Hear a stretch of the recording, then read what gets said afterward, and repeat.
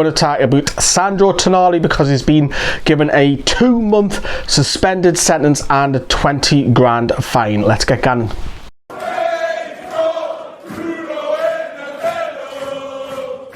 Hello everyone, it was Dinari. Show my name. There you go. Right. 20 grand fine doesn't make any sense for Sandro Tonali, because why would you fine someone who's mega rich and that doesn't hurt him? Now, I'm not saying that you should hurt him, because I think it's an addiction similar to drugs, alcoholism, betting. It destroys lives as well. But I don't see the logic in that. What does that do? But the logic behind the 2-month suspended sentence makes sense, because he's already fitting the crime, if you want to call it that, from the Italian FA, where he's been suspended up until August, and technically speaking, really, he's only going to miss the next 7 games from now, because we've got 5 games left of the season, and he probably missed the first 2 opening in August, with the season starting mid-August this time around. So it's like a new signing. If you want to see the statement that the club have put out, I'll put a link in the description. It'll take you to the club's website. Have a look at it. I'm not going to read it through. It'll bore you to death. I'm not going to go all the way through that, but it was also put on social media as well. But we are going to take a look at some of the alleged bets on 4 of the bets that the FA believe that they've got proof of. We're going to take a look at the clips when we were down there as well, so refresh and jog your memory. But if you remember, it all seems to stem around September, early October. We're not going to do it in order of the month. We're going to do it in order of what the FA have said. So we'll start with, he's alleged to put accumulator on either Brighton or Burnley, the away fixture, and the home fixture for Newcastle to win. Let's take a look down when I was down Brighton on that hot day.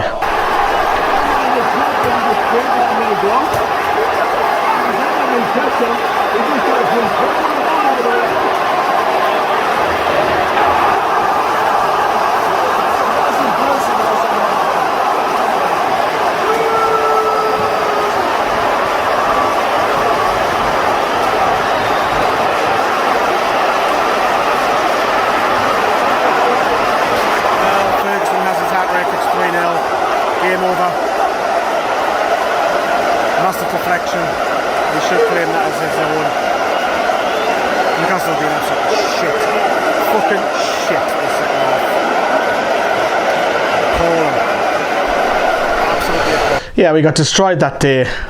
Red hot. And that seems to be what I'm doing Brighton recently when we're going down there, but we absolutely what a performance by Evan Ferguson, who's been touted as the next Alan Shearer. But he put a bet on for Newcastle to win, of course, as part of accumulator. And later on the month, on the 30th of September, where we won 2-0. I think it was Almiron and Isak scored a 2-0 home win against Burnley. Remember the day here? Newcastle have just beaten Burnley by 2 goals to 0. Lee and Joe are here with the match reacting after Newcastle United made it 5 clean sheets in a row. What a turn of international break from the September international break, almost at the October one, but it's been absolutely fantastic. Once again, Joe, Miguel Almiron getting the goal. What a fantastic finish from there. Miguel Almiron's left foot, incredible finish, wasn't it? Unbelievable finish from Miggy. The way he came in on it, it's like that Miggy from last season. You think he's in form? Yes, he is! Come on, Miggy! So there you go. So that was the 2 fixtures, and he's betting for Newcastle to win every time as well. And it's not just Newcastle he has bet on, there's other teams as well, but these relate to Newcastle United. And of course the next one was Brentford at home back in September, where we won 1-0 through, I want to say, Callum Wilson penalty. Let's take a look at that. Oh, was that good for you today? Great win. I'm from Windsor, and I've come up from Windsor to watch the game today, and absolutely fantastic. Needed the 3 points in the end. Yeah. It was, touch and go, but absolutely loved it, and hopefully be back shortly. Milan next. I know, toughie, but that's what we wanted. That's what we wanted, the 3 big guns. So You think Newcastle can go to Milan and win? Do you know what? We're a surprise. We're going to beat them 2-1. And then the other bet, which was in the League Cup, where we faced Manchester City, was a few days after we absolutely battered Sheffield United 8-0, and a certain Swede scored that night for sending Newcastle United through to the next round of the League Cup. There he is. Man United away. Man United away. Man United away. Was it your fault? It's Neil Lennon. No, it was Dawn. As soon as Dawn pulled it out, I said start the car. It's his fault that we've got Man United. But yeah, Neil Lennon will put the blame on you. Oh, blame Neil Lennon. Hey, Well, actually, Don Goodman is a Mackham, so he used to play for Sunderland, so blame him.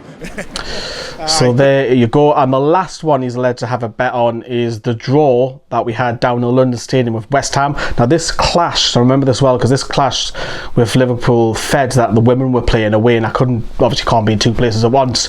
But it was an awful first half display, and then we came back and we got the point. We went in front actually, but it ended up being a draw, if you remember, and an entertaining 2-2 draw on the Sunday. Take a look at that.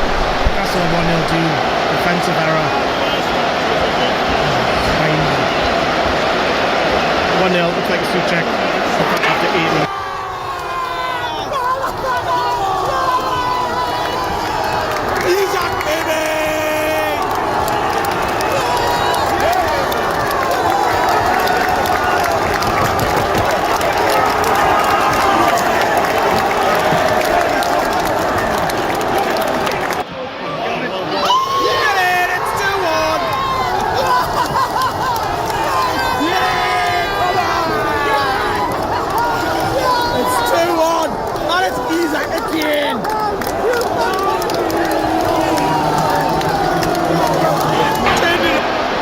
Sandro scored in the 88th minute.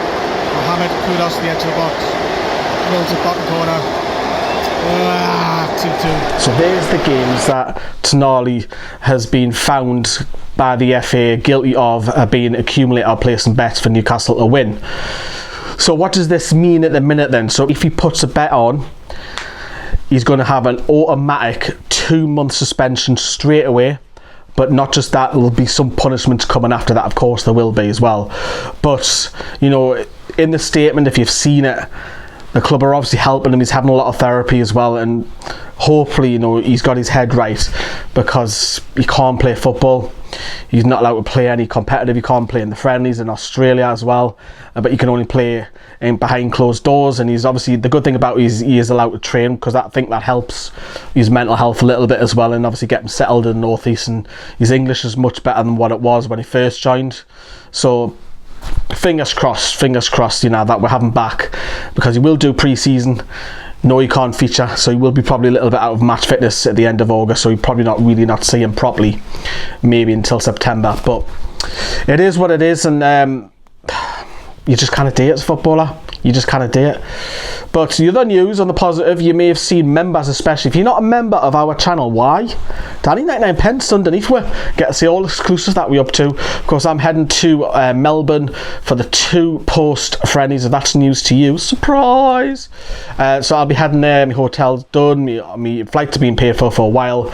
I'm not looking forward to that. I'm going to take you with us, a bit similar to the USA. Obviously, there's no football on with Newcastle, so I'll be taking you with me. Obviously, we're meeting fans. I'm going to go to Albert Park and see the 2 games, because a lot of people forget that the media think there's only 1 game out there. There's actually 2 that are out there as well.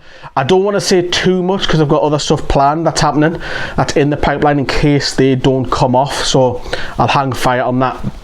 But I'll be taking you with us to Australia, and obviously it's on a bucket list, and thanks to you lot who supported us all the way again back until it was me on my own back 8 years again.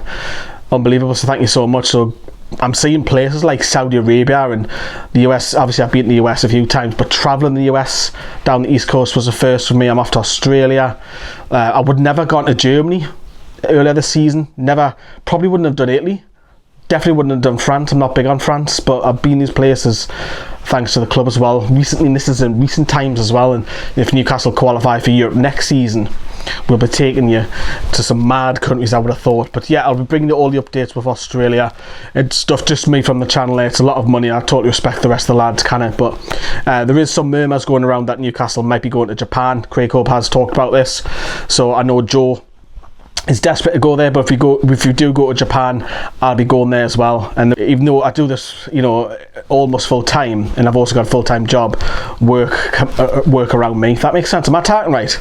But I'm looking forward to it. If I go to Japan, I mean, that's mad country. I love to go in there. All the people are dead happy and wacky, and there's got new inventions and all sorts going on in there. But we'll have to wait and see. That's not confirmed yet. But yeah, Australia, cool. Take you with me. Tonali, that's what I want to know, how you feel about it. Obviously taking the trip down memory lane, and let's just hope he's get his heat sorted, man. Says everyone, ta-da, bye bye.